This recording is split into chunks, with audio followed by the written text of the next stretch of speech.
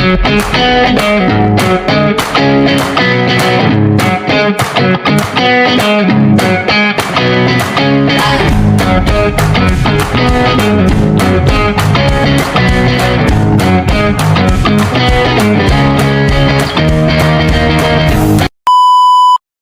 semuanya, di sini kita akan menjelaskan mengenai manajemen rantai pasokan atau supply chain management.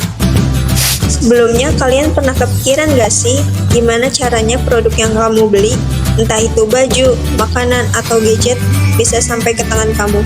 Nah, jawabannya ada di manajemen rantai pasokan atau supply chain management. Yuk simak sampai akhir. Jadi, manajemen rantai pasokan atau supply chain management adalah pengintegrasian aktivitas pengadaan bahan dan pelayanan, pengubahan menjadi barang setengah jadi dan produk akhir, serta pengiriman ke pelanggan. Supply chain management atau SCM bukan hanya soal mengelola aliran barang dari pemasok ke pelanggan. Ada tujuan-tujuan strategis yang mendasari setiap tindakan dalam SCM yang membuatnya begitu krusial dalam dunia bisnis. Jadi, apa sebenarnya tujuan dari SCM? Jadi, tujuan dari SCM 1. Memenuhi permintaan pelanggan, 2. Mengurangi biaya operasional, 3. Meningkatkan efisiensi operasional, 4. Memaksimalkan nilai tambah, dan yang terakhir, meningkatkan keunggulan kompetitif. Setelah memahami apa itu supply chain management, mari kita kupas lebih dalam komponen-komponen utamanya yang membuat seluruh proses ini berjalan dengan mulus. Yang pertama ada pemasok atau suppliers.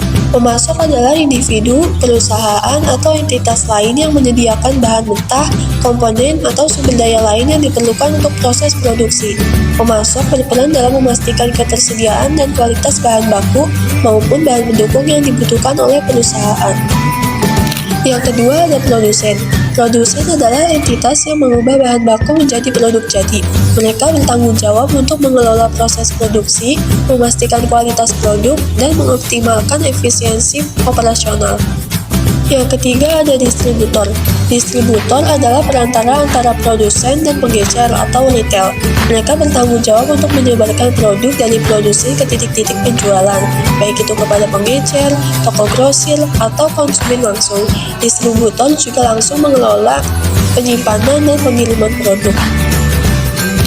4. Pengecer. Pengecer adalah bisnis yang menjual produk langsung kepada konsumen akhir. Mereka berperan dalam menyediakan produk secara fisik kepada konsumen, mempromosikan produk, dan memberikan layanan pelanggan. Lalu yang kelima ada konsumen. Konsumen adalah individu atau organisasi yang menggunakan atau mengkonsumsi produk akhir. Mereka adalah pihak yang memiliki permintaan dan membeli produk untuk pemakaian atau konsumsi langsung.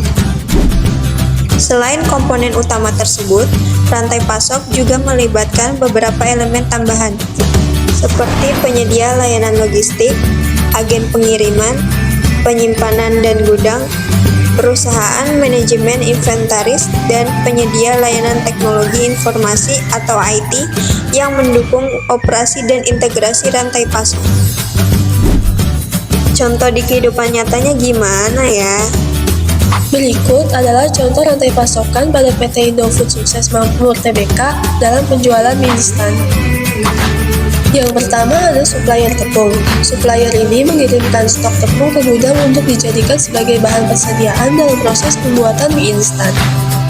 Yang kedua ada supplier bumbu. Supplier bumbu ini mengirimkan seluruh varian atau jenis bumbu mie instan yang telah diracik yang akan dijadikan sebagai bahan perasa untuk mie instan. Yang ketiga ada warehouse atau gudang. Gudang digunakan untuk menyimpan seluruh stok atau persediaan yang telah dikirimkan oleh supplier. Yang keempat, proses pembuatan mie dari bahan mentah menjadi produk setengah jadi dilakukan di pabrik pembuatan mie instan. Yang kelima adalah pengujian. Pengujian ini dilakukan oleh Badan Penelitian Makanan untuk mengetahui hasil produk yang diciptakan apakah produk ini layak untuk dipasarkan. Yang keenam ada pengemasan mie instan. Proses packaging ini dilakukan setelah melewati proses pengujian di lab pengujian. 7. Distributor mie instan. Proses pendistribusian mie instan dari pabrik kepada para pedagang dan agen-agen di pasaran. Yang ke-8, pengecer mie instan. Pada tahap ini, proses penerimaan produk dari distributor mie ke toko-toko kecil yang kemudian akan dijualkan ke masyarakat umum. Yang ke-9 ada konsumen. Para konsumen ini membeli mie instan dari pengecer untuk dikonsumsi. Jadi, tujuan dari penerapan supply chain management pada PT Indofood ini adalah untuk memuaskan keinginan atas pelanggan. Maka dari itu, banyak perusahaan-perusahaan besar yang menerapkan sistem SCM. Bukan hanya memuaskan keinginan atas pelanggan, penerapan SCM ini juga meningkatkan keuntungan yang lebih bagi suatu perusahaan. Jika suatu perusahaan tersebut sudah memiliki keuntungan yang besar, maka penerapan SCM ini menjadi sebuah kunci utama bagi perusahaan untuk mendapatkan keuntungan yang lebih lagi. Kesimpulannya, SCM dapat membantu perusahaan menghemat biaya, meningkatkan efisiensi, memastikan kepuasan pelanggan, mencapai tingkat keberhasilan yang lebih tinggi, serta membangun hubungan yang kuat dengan pelanggan. Jadi, mari kita hargai dan pahami lebih dalam peran krusial dari supply chain management dalam dunia bisnis modern. Semoga kalian paham ya. Jangan lupa like, comment, and subscribe. See you!